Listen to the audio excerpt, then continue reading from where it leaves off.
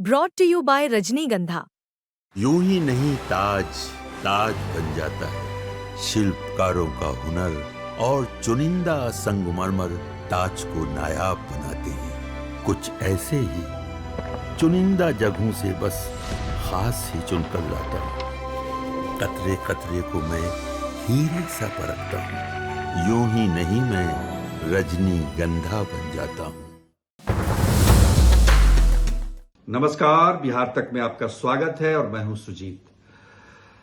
आज बात टिकारी विधानसभा क्षेत्र की। वैसे तो ये क्षेत्र जो है विधानसभा गया जिले में आता है, पर ये औरंगाबाद संसदीय क्षेत्र का विधानसभा है। तो इस बात को स्पष्ट तौर पर गौर कर लीजिए, क्योंकि औरंगाबाद के जो सांसद हैं अभी अभय कुशवाहा, वो कभी टिकारी के विधायक हुआ करते थे 2015 में। उनका लाभ मिला टिकारी से उनको। टिकारी में पहली बार बीजेपी पीछे भी हुई थी इस बार के 2024 के लोकसभा चुनाव में। तो खैर, हम बात कर रहे हैं 2025 के विधानसभा चुनाव को लेकर, और 2025 में भी एनडीए की तरफ से हम के प्रदेश अध्यक्ष अनिल कुमार ही उम्मीदवार होंगे, इसमें कोई दो राय नहीं है।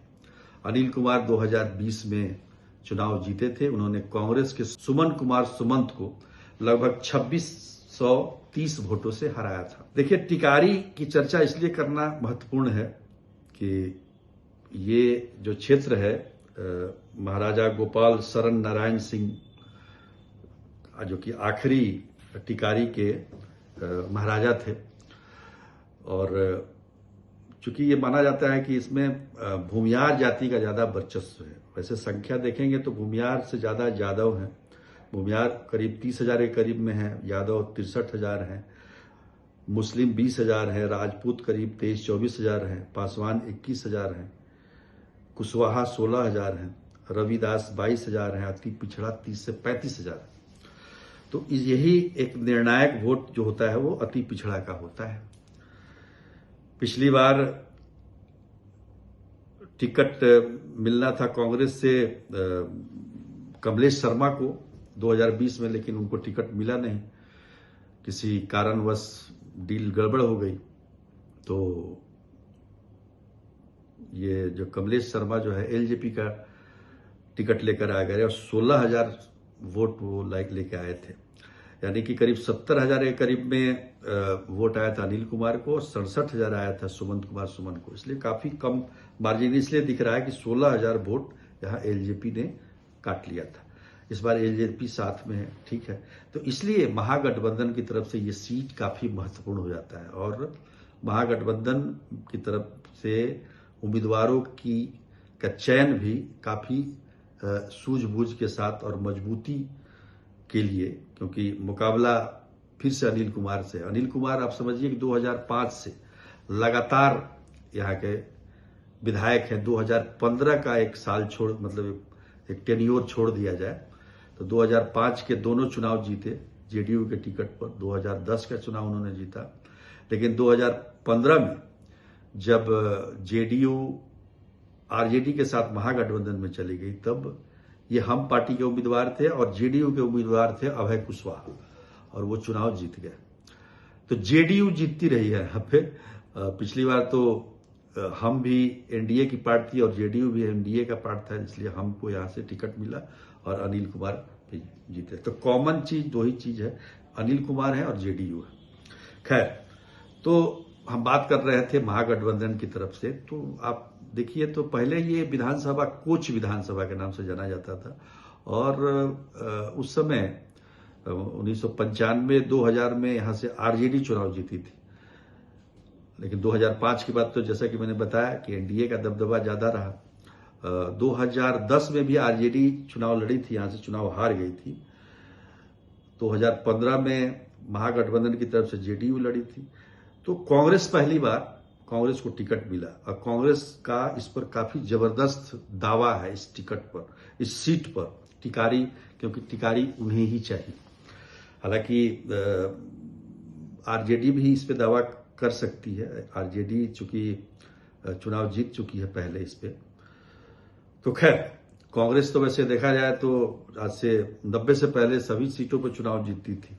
तो कांग्रेस का इस पर दावा है और कांग्रेस के कई उम्मीदवार इस पर लगे हुए हैं। देखिए सबसे पहले रामजतन सिन्हा, जो कि पूर्व अध्यक्ष बिहार कांग्रेस के रहे हैं, उनके अपने बेटे अमित के लिए वो टिकट चाह रहे थे।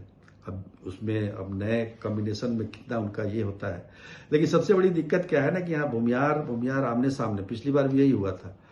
तो वो भूमियारों का वोट भी बढ़ता है और साथ में जो दूसरी जाति का जो वो सपोर्ट जो है वो नहीं मिल पाता है, ऐसा सोचना है। और इस पर काफी गहन विचार विमर्श भी हो रहा है। कमलेश शर्मा भी एक तरीके से उम्मीदवार, हालांकि उन्होंने पार्टी ज्वाइन नहीं किया है शायद, पर वो भी हैं। लेकिन एक और हैं उम्मीदवार जो कि काफी ग्राउंड लेवल पर देखा जाए तो सुबोध कुमार सिंह, उनका जो है बिजनेसमैन है और काफी अरसे से वहां पर वो लगे हुए हैं। पिछले मतलब 2-3 सालों से 2024 के पैक्स चुनाव में उन्होंने काफी काम किया और अपने कई समर्थक उम्मीदवारों को पैक्स अध्यक्ष के रूप में जितवाने में सफल रहे। तो ग्राउंड पर भी उनकी अच्छी पकड़ दिखाई देती है और नेतृत्व में भी उनकी काफी मतलब पकड़, इधर बातचीत हुई है। तो कुल मिलाकर एक उम्मीदवार के तौर पर उनको देखा जा रहा है। लेकिन फिर भी वहां भी महागठबंधन के उम्मीदवारों को लेकर काफी रस्साकसी है। बहुत सारे उम्मीदवार, सुरेंद्र यादव भी हैं उसमें, जो कि सुरेश यादव आरजेडी के जिला उपाध्यक्ष है, वो भी जिला परिषद का चुनाव जीते हुए हैं, वो भी चाहते हैं। धीरू शर्मा हैं, कई नाम हैं। लेकिन क्या है ना कि आखिर वहां पर ग्राउंड पर क्या रियलिटी है, क्या किसकी पकड़ मजबूत है। और सबसे बड़ी बात कि कांग्रेस इस बार पहले वाली बात नहीं है कि आप सदाकत आश्रम में आकर टिकट ले लेंगे। आपको अपनी उपस्थिति दिखानी होगी जनता के बीच में, आपकी क्या लोकप्रियता है, कितनी आपकी पकड़ है। तो इन तमाम पहलुओं पर पूरी तरह से कसौटी पर कसने के बाद ही इस बार कांग्रेस किसी को टिकट देने जा रही है। तो कुल मिलाकर देखें तो टिकारी जो है, टिकारी पर अनिल कुमार तो टिके रहेंगे, पर महागठबंधन की तरफ से कौन टिकेगा ये देखना दिलचस्प है। तो आज के लिए इतना ही, तब तक के लिए नमस्कार।